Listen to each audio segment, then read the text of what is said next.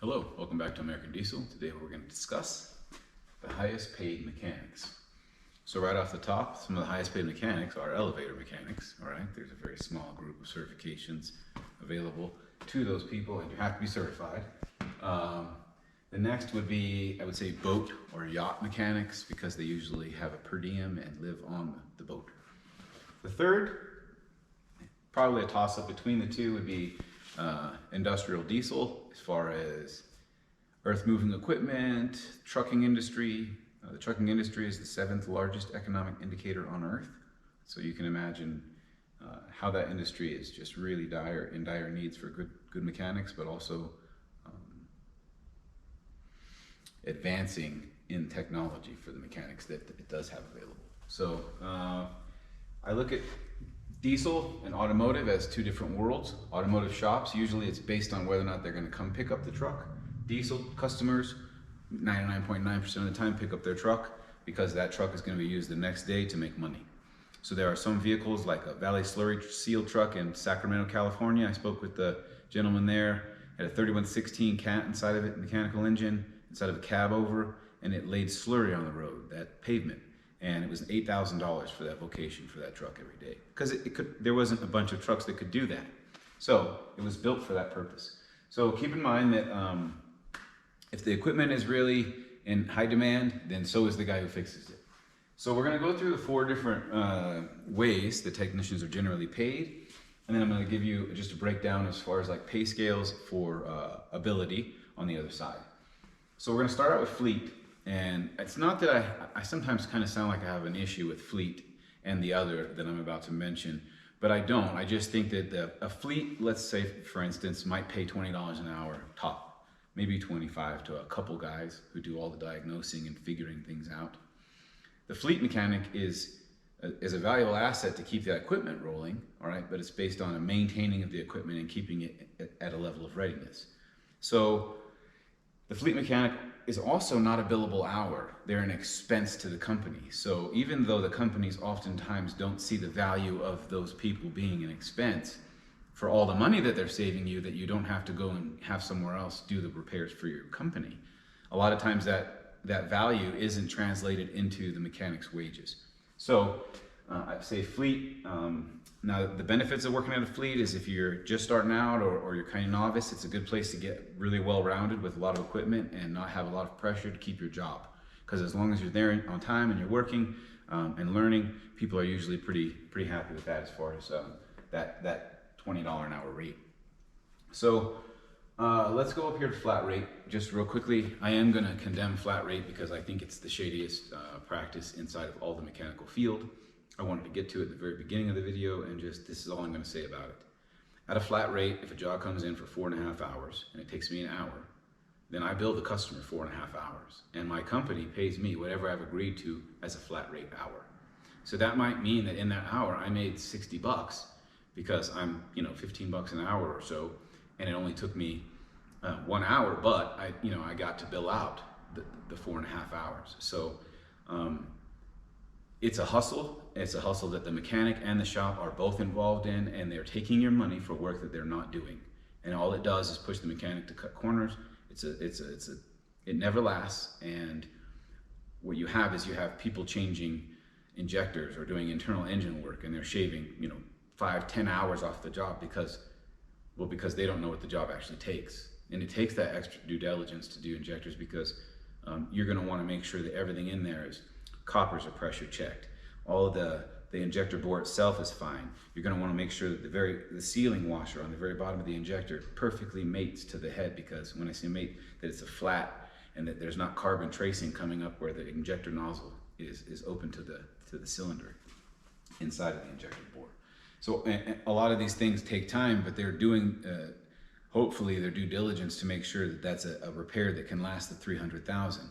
A lot of people are really happy to see some of their repairs last a few years. On diesel, a lot of the parts are made with such stringent requirements that they really are heavy duty parts, and they're built to last a long time, a lot longer usually than the workmanship that goes into them.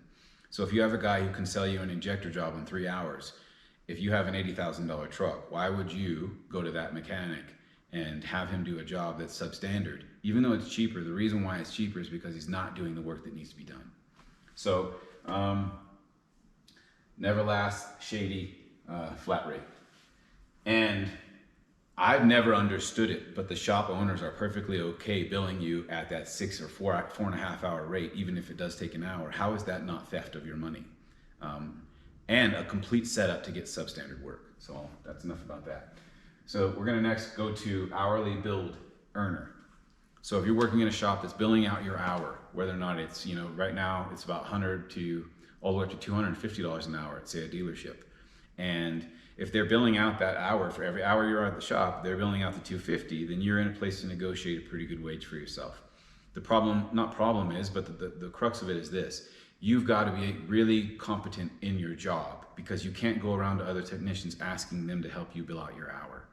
If you do, usually if another technician punches in on your job, and their time usually gets accounted for first, because you needed them and they didn't need you.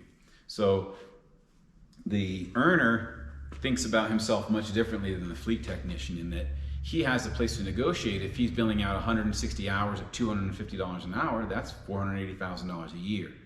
That means that if you're going in there and you're making 50 grand and you're making them 480, you have to start to wonder what's going on. And my job here in this channel, and just that I've decided to really get involved in, is to empower the individual to make the best wage he can for his labors, and not to allow all of that meat to be given directly to the dealership while you get a bone with a little bit of something on it. So the next one we're going to go to, another thing about hourly billed, you don't keep your job unless you're 85% or better. So what that means is if I'm billing my boss for my hour, then I've got to turn an hour on the shop floor. That's the only way I can negotiate a wage that's actually going to be the best scenario, aside from the next, which is owning your own business. So if you're proficient in your job, you know your job really well, you can easily go into business for yourself. It's not as big an expense. The return on investment is huge as far as what it costs to actually get started.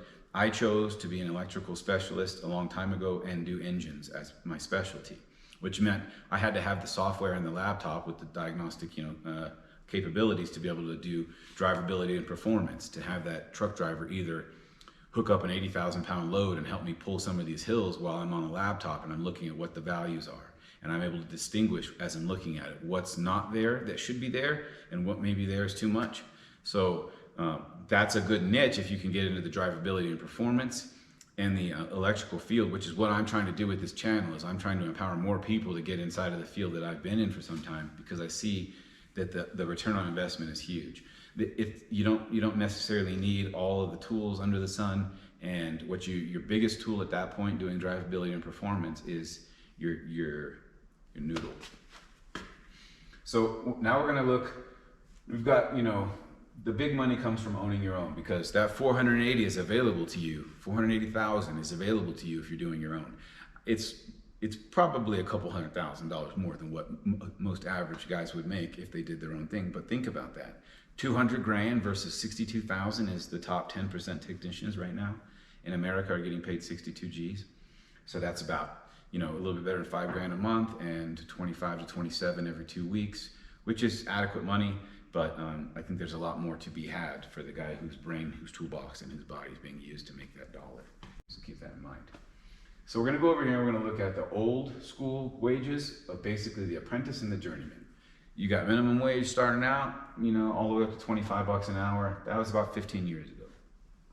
Look at it now, you got, or 10 years, I guess, from here, and you have, your shop hand, the guy who's pretty versatile as far as handling tools, helpful, and, looking forward to being a very valuable part of the shop, maybe even an apprenticeship. Next, you have your apprentice, minimum wage about 15. Sometimes they make a touch more than that, but essentially you're starting out. So, you got 3 to 5 years that you're going to put in before you're going to be considered to be even a journeyman based on work experience. So you're going to go to utility next. That's a guy who's well-rounded in a lot of things, jack of all trades, master of none kind of guy within the scope of mechanics. He's good with his hands. He does installation and removal and reinstallation on his own, and there's not a lot of diagnostics involved in the utility job requirements or drivability and performance or anything with it beyond that. The journeyman is supposed to have a basic understanding and a mastery of all kinds of theory so that he might be able to work on anything on a truck bumper to bumper. The pay scale for a journeyman is the same pay scale as a specialist if you're in a field that bills out enough labor to make sense to pay you that top wage. So I did, I'll give you a few names. So Steve, Dennis, and Mario all worked at Sacramento Truck Center. They were each very good with their own engine. They weren't expected to be good beyond that engine because there was enough work coming in that they could bill out enough hours every month that it made sense to have them at that hourly rate of top wage. The top wage then was probably somewhere, I know for a fact that at Peterbilt, the pay scale was 29. I was paid 30, and I was a very, very small percentage of people that they had paid 30. Sacramento Truck Center paid 35 an hour, 36 I think to the foreman, and under 32 to the technician, and this is 10, 12 years ago. So if you're looking at their hour though, they were only billing out an hour 25, at 125 to 165 versus, which is a lot of money. But I know people who walked inside of the service manager's office and said, I think you're gonna have to pay me more money or I'm gonna go do what I do for either me or someone else who values it. And I guess that's my point, is that the more you know, the more negotiating power you have as a mechanic or technician. So there was electrical specialists. I'll mention an alignment tech that I knew. He was not just an alignment tech, he did everything that had to do with steering and suspension at Peterbilt, and his name was Robert. And the man was a genius at that field. He specialized in that area, and he had a backlog of people who had appointments to see him. He probably could have been top wage if he would have looked at it in the same kind of manner that I do, and that it's about how much money you're making a company, not about how much you know necessarily. So what is your value? It's directly proportionate to how much money you're earning. So the last one I want to mention is kind of like how it is now as far as the new pay scales.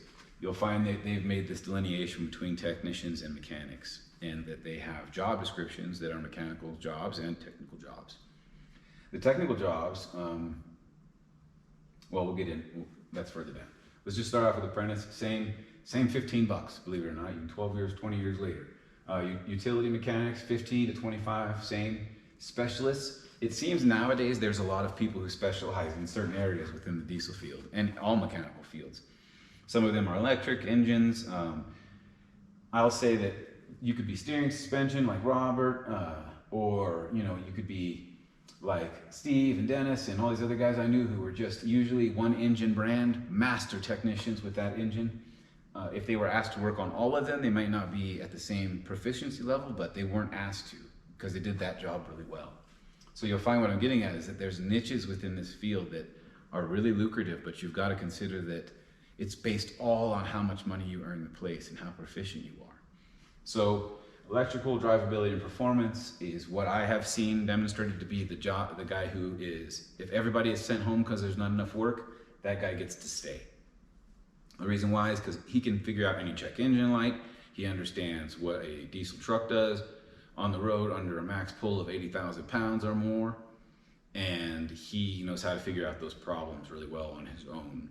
And so the value of being able to go on your own and do stuff like drivability and performance is based on how much time have you put into your trade to know all of the troubleshooting trees for mechanical systems that don't, that have issue when there's no fault code to troubleshoot with. These types of things make or break a business, because when you're working for yourself trying to make that 480,000, you'll find there's no one to call and no one to bail you out. And that's okay so long as you know your stuff, but if you don't, then that's going to be difficult. I've seen utility mechanics go into business on their own, younger guys. It never works out, because once you're asked to do jobs beyond the scope of what you know, then you start to go backwards, and you're losing time and you're losing money and you're trying to learn on the customer's dime, and that only works for so long. There's an expectation that I'm a certain level of proficiency because I have a shop, but if you think that just because you pulled into a diesel shop that they're qualified, you're wrong. They could entirely be no soul in there qualified to do anything. They've been told they were good with stuff. Some of it's like as bad as American Idol. These guys who think that they're great, and they're only because people told them, hey, you're the only dude we know who can fix things. That doesn't make a guy great, doesn't make him great at fixing things. What makes you great is wanting to know how to fix it well and only accepting that as your standard. That's what will always make you great within this field, because your name will be told about in all kinds of places because of your level of excellence and your level of technical understanding, your mastery of your job. So the reason why I'm doing what I'm doing is because I believe that because I know where I stand, I would like to empower other people starting out in this trade to see that there are specific niches within this field that pay well, really well, and kind of you can write your own ticket. There are other parts within this field that are just dirty jobs that have to be done, and I've done them. I lube trucks in a pit in a TA in Florida for 14 hours at a night. Got home so tired and covered in blue grease, I just fell asleep at the door stoop, and as soon as I got in the door, I would fall asleep so I didn't get everything filthy. I mean, I've paid my dues, and I know now as a shop owner that the people who have value within this field are earners, and they're earners of great amounts of money. If you make a place $60,000 in a month, you're going to be of a high value. If you save them money, they're never going to count that. The fleets never count the money you save them. So if I was to empower people with the best odds of getting the most pay out of this job, I would say have a goal of working for yourself, but also have a goal of having a complete mastery of at least one facet of the field. And if you do that, you'll find that there's good money in this. To start a business is usually under a couple $100 for a license. And if you have a vehicle already, then what does it take to put some of those limited amount of tools inside of a vehicle and start using it to make money out at, at different locations? Road service is one of the highest paid technical fields that there is, and it's not uncommon for a guy who does road service for a living to make somewhere between 100 to 120 or $75 to $125,000 a year. Road service costs more. That's why, because you made more for them, so it makes more sense to pay you more. Now, if you did it for yourself, you might find yourself making $250,000 a year. It just depends on what you're willing to do and how much time you're willing to put in this job. I really want to encourage all of you to take a harder look at looking towards the future, because the future is basically, this is your truck anymore. Look at, being able to be a candidate for a Tesla program to where they're training technicians. That's only going to be available to you if you're really sound with electrical. The reason I even mentioned the Tesla is because you think about driving tractors, semi-tractors, and you think about all of the wiring and ECU, electronic control units that are communicating. So the next thing we're going to get into is going to be multiplexing. I did a little bit with that, but we're going to go into an advanced class of how each computer's talking, and really not everything you need to know, but what you need to know to fix them. And so after that, and then we'll do an alternator class here coming soon as well, because I think that that's a valuable thing, and we need to understand source voltage from the alternator taking over as soon as the engine is started. And then I think we're ready to go further and further down the rabbit hole of electrical.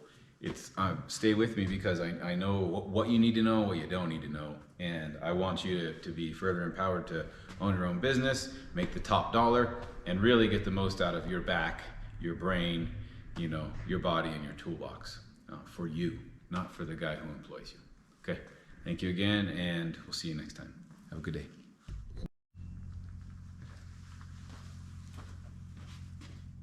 This is the only way that you're going to be able to get through the future, is if you understand these valves and solenoids and relays and the wiring and architecture of circuitry, which is everything that I'm teaching. So stay with me on this channel, because the long-term goal is that you're troubleshooting, diagnosing with a multimeter and a limited amount of tools, and they're calling you from place to place to go and help them. I think this is a viable option for a lot of people. There's a lot of sharp guys out there that could easily be doing this job, same as me, writing their own ticket. And for all those guys who are doing work within the fleets or the flat rate, if you're doing flat rate work, stop. Just stop. The flat rate is the biggest hustle. Stop doing it. As far as owning your own business, I believe you can. And if you're just looking to have a job where you're getting paid really well, then you probably should be looking at billing your hour and knowing the most you can to be able to do that. So I'm going to conclude this lesson. The next thing we're going to talk about will probably be alternators, just because I need to go over them adequately so we understand source power after the engine is started, and then we're going to get into some more advanced stuff like multiplexing and how all those computers are talking to each other and how to make sense of that with a laptop. Okay, thank you for your time, and hope to see you back on the next video. Have a good day.